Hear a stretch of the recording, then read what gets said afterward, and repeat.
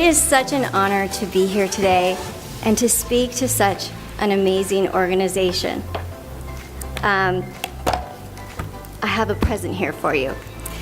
But I wanted to say what a fantastic fashion show and what beautiful young women. I mean, truly you are. I was walking around just going, these girls are so beautiful. And that happens to be the subject on which I'm speaking on today, beauty. What is beauty? Do you know? What makes someone beautiful? Do you know someone who's beautiful? That's the next question. What makes them beautiful? And here's my last question, and it's the real question. Do you feel beautiful? Honestly? I want to do something a little different today. I want to share the words of someone, a woman, very famous, who made these statements. And I want to see if you can guess who said these things. The first person to guess this right, who this famous person is, it's a woman, will get a gift from me. And this gift is a signed copy of my book and a Scar Beautiful t-shirt. Are you guys ready? Okay. Who said this?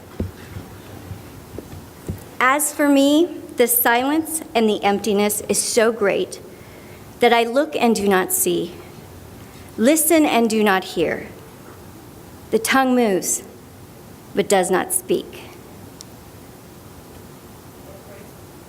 Okay, Anne Frank.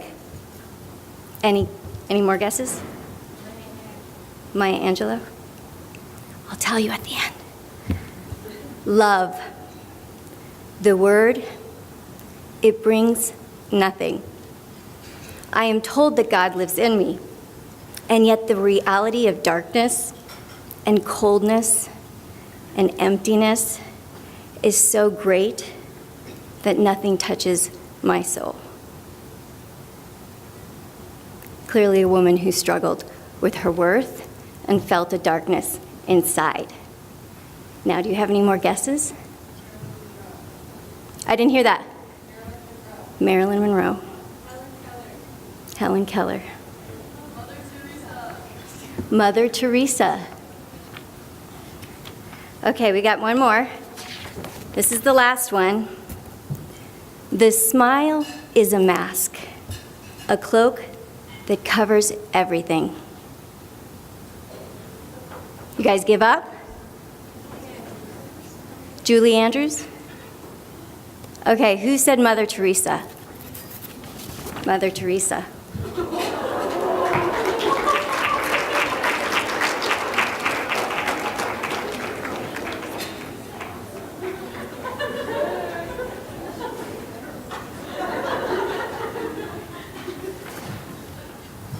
Mother Teresa.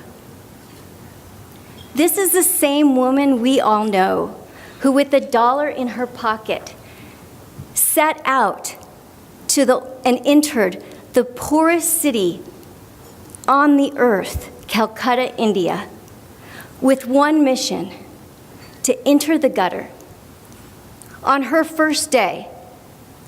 And she did this alone. And on her first day, she met with families, washed the sores and wounds of children, comforted and helped an old man, sick and left to die on the side of the road, and nursed an old woman starving with tuberculosis. What an amazing woman. And she did this after her first day, every day thereafter, seeking to search and find and help the unloved, the unwanted, and the uncared for. We all knew her as a tiny little woman of whom we admire and esteem. And many of us know this quote: not all of us can do great things, but all of us can do small things with great love. And that's exactly what she did. She started out as just one woman with no money, no supplies, trying to help the millions of poor on the streets of India, to now, today, having thousands and thousands of her sisters who continue her work with one sole purpose: to help the poor, the dying, the orphans, the lepers, and those suffering with AIDS in over 100 countries.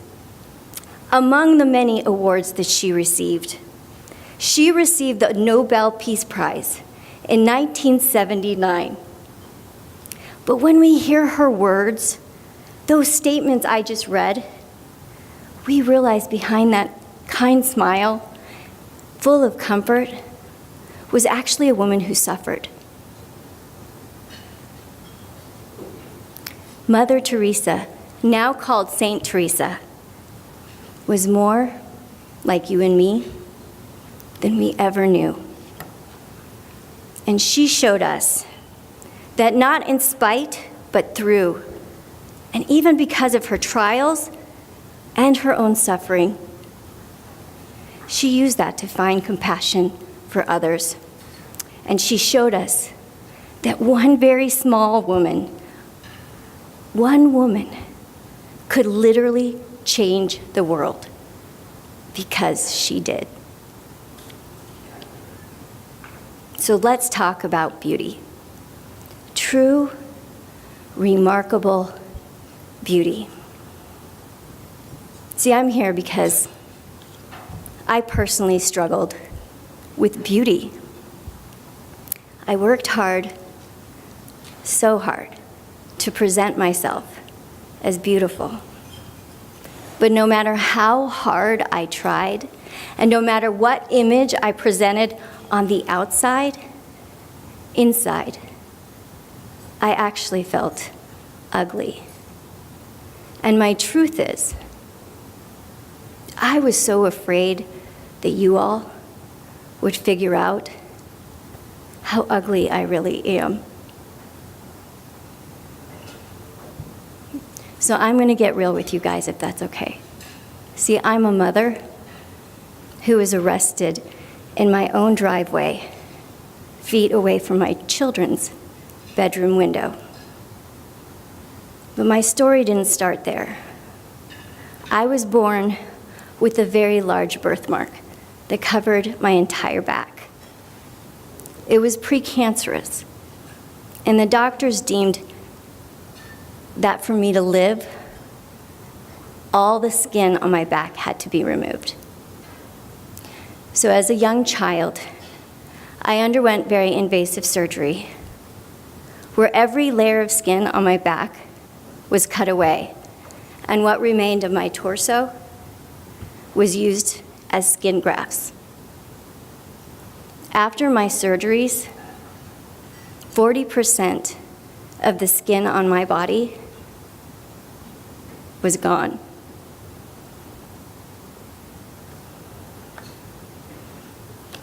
See, I know nakedness. I had no clothes on as I laid in that hospital room for weeks as I healed. But a nakedness beyond nudity, one I feel only known to me, because I know a nakedness without the cover of my own skin. And the pain was terrible. My screams would echo down the hallways of the hospital, especially when I saw the nurses with their sponges and clean sheets. But that intensity of pain subsided, replaced by another type of pain. See, the wounds healed, replaced by scars. A small child with almost half my body severely scarred.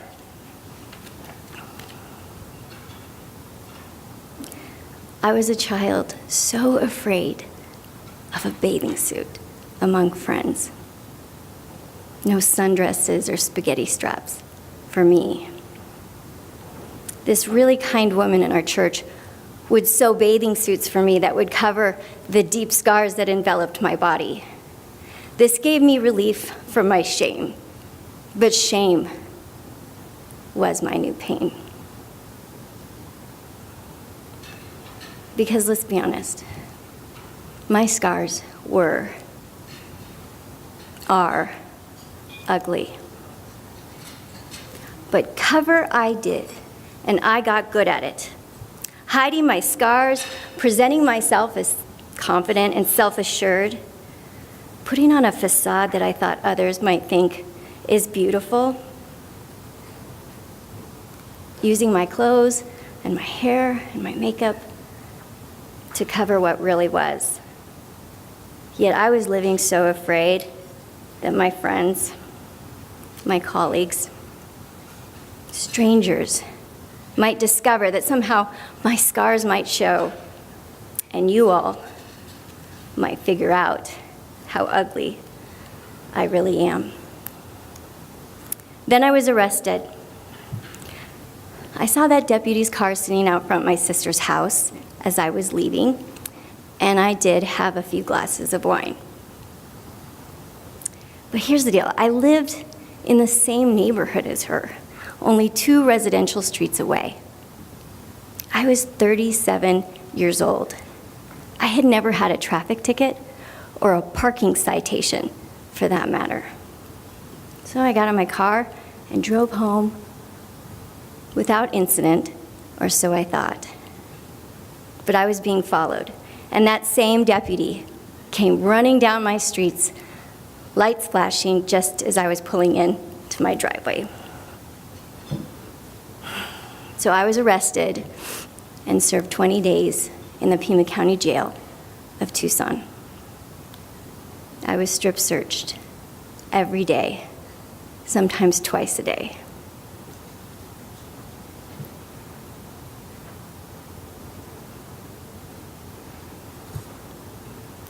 Being a woman and being strip searched is really hard. Being a woman who's covered in scars broke me. They were unkind eyes, and they mocked me and ridiculed me. Because everything I worked so hard to cover, do right, look or be, or pretend to be, was stripped and my truth exposed. Because jail wouldn't let me be that fictitious person I wanted everyone to believe I was. Because I was stripped, not just of my clothes, but my spirit, my truth, and my lies.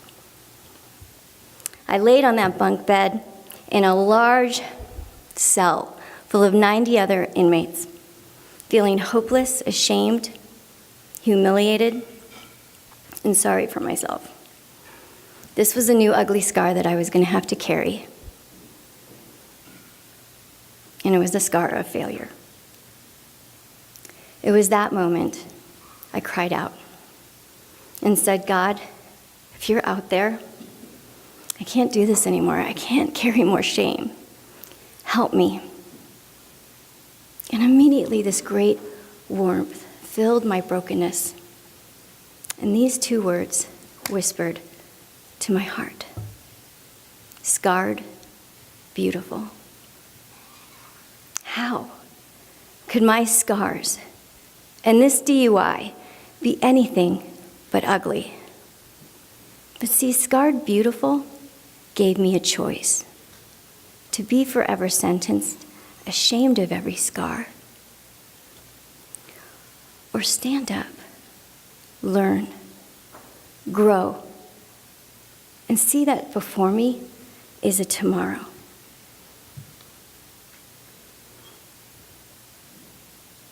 I had always seen my scars as ugly.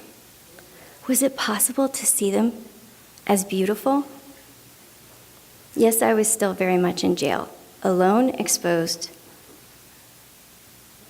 and humiliated.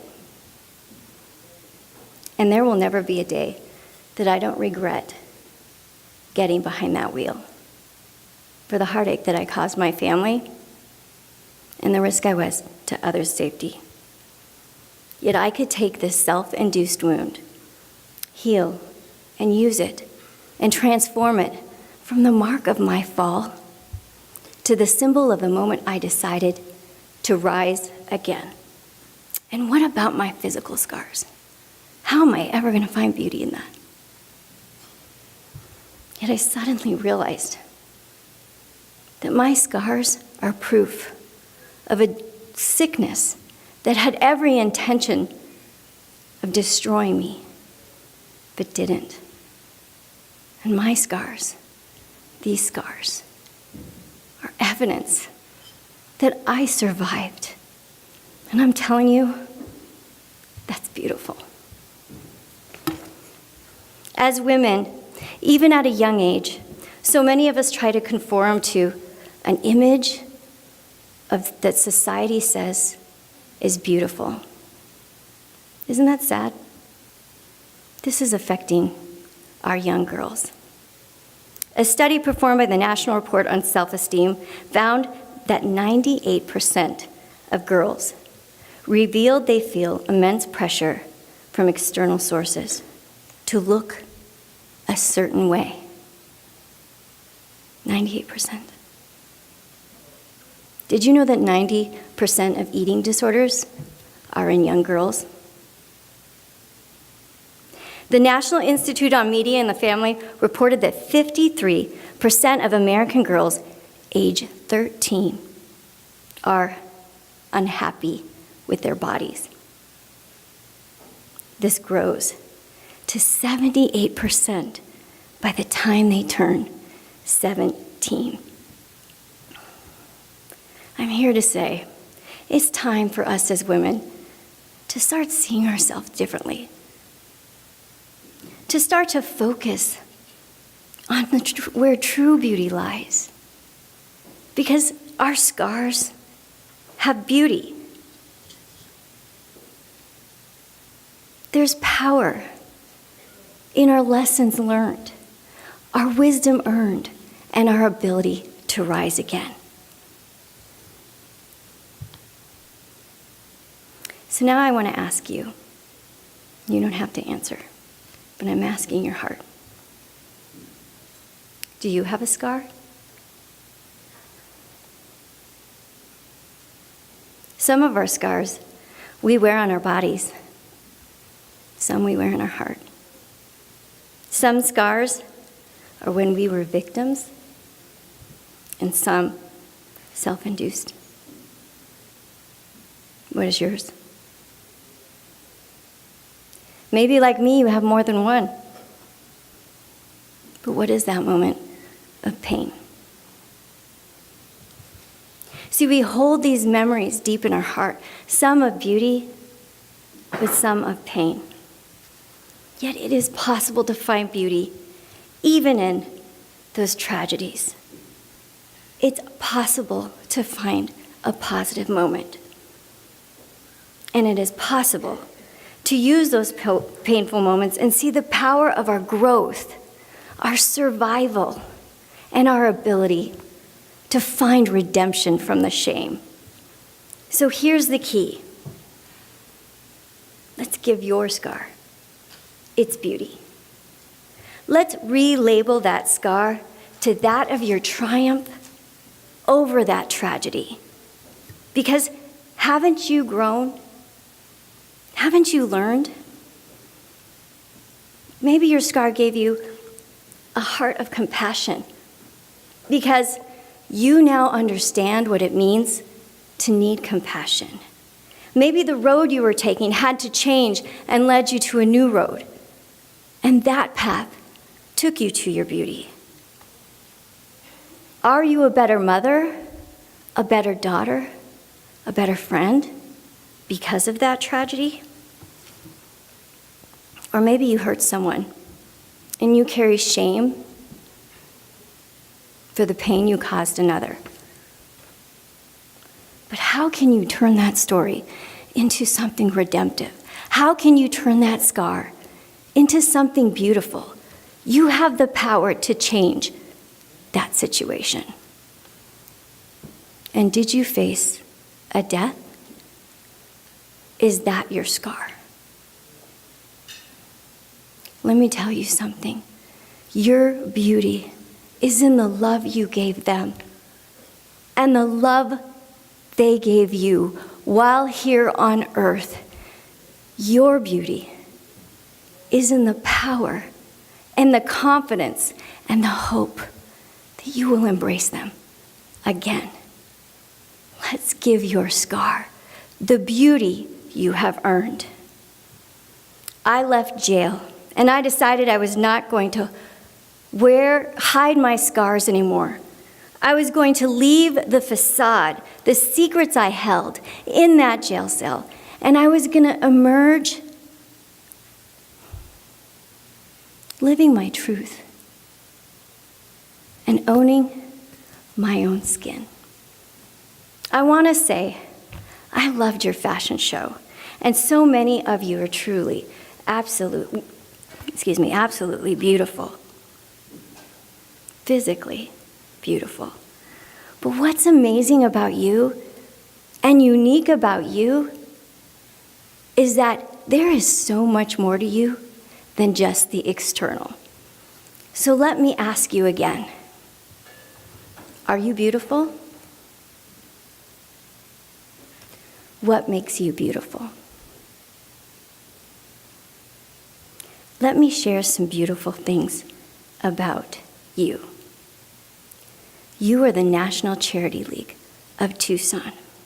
You are mothers and daughters who have joined an organization that is committed to serving this community. You are the type of people who are willing to roll up your sleeves and answer the call of those in need.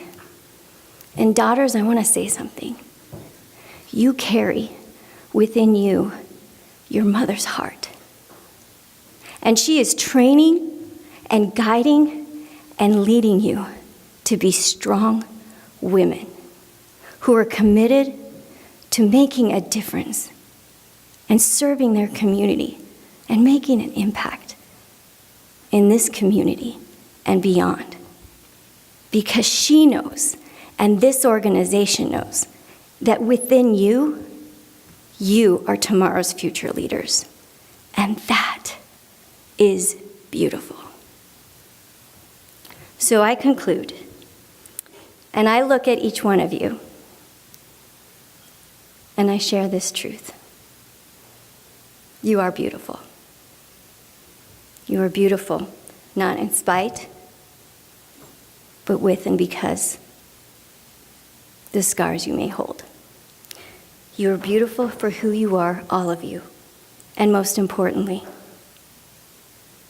you are beautiful for the amazing work that you do.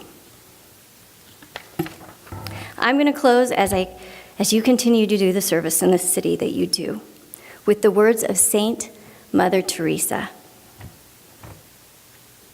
who carried the same heart as you. Yesterday is gone. Tomorrow is yet to come. We have only today. Let us begin. Thank you for having me.